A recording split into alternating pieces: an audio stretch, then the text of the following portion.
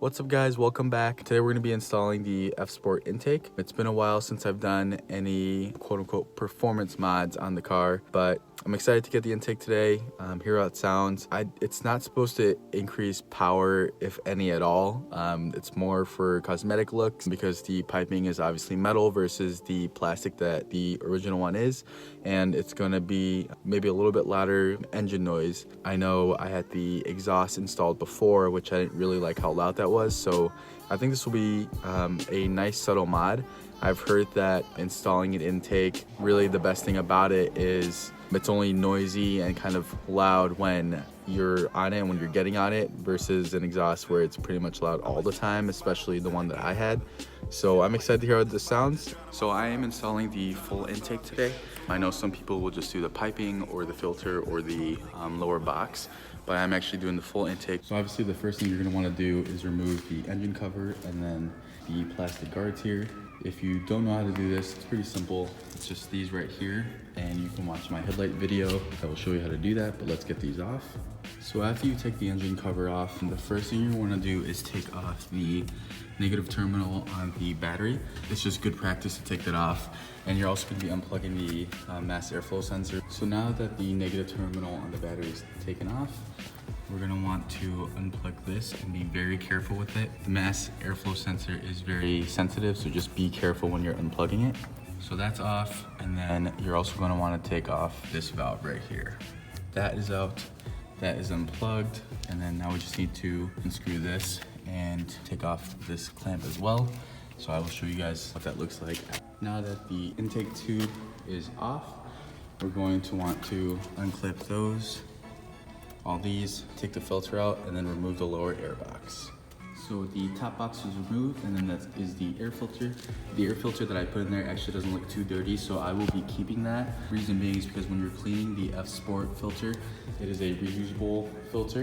It takes a long time to dry, so if I ever need to drive while I'm waiting for this filter to dry out, I can at least throw that one in there in the meantime. But now that the top box is removed, I think to remove this one, it's just that right there.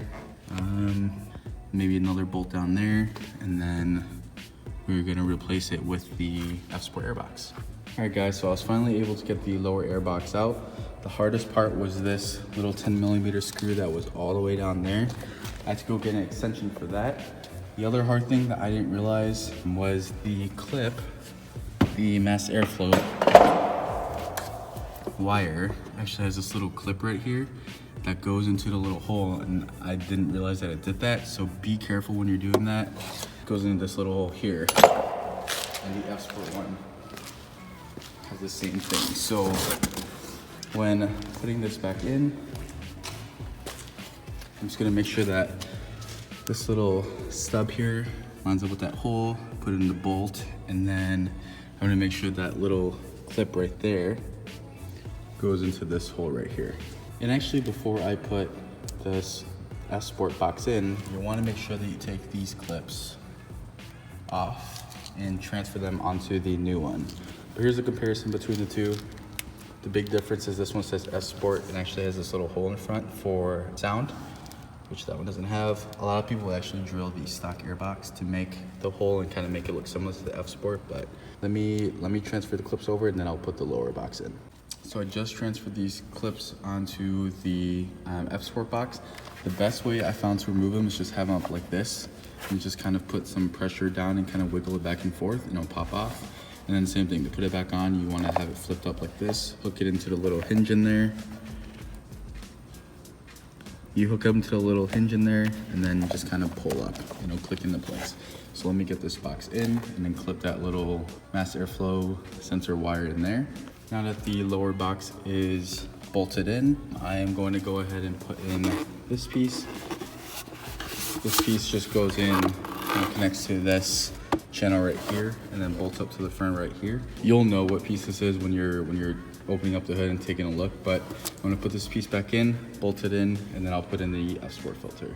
So I put in the blue F-Sport filter in there, and then I put the top lid on there to just make sure everything fits and everything clips in perfectly. The mass airflow sensor clips in, all set there. And then next is the metal tube. It just goes in something like this. You can kind of see how it all lines up.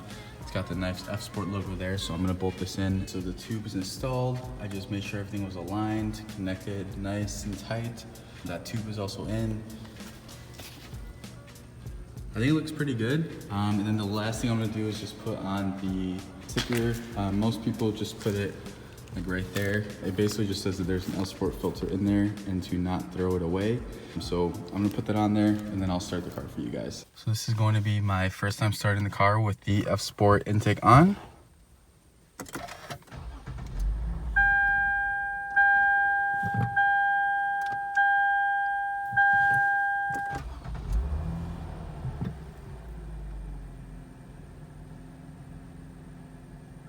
So I'm not sure why it started and then shut off like that. I did the same thing when I changed my headlights, the headlight bulb, and I unplugged the battery. But the car seems to be running steady now. No weird idling issues, so I think we're good.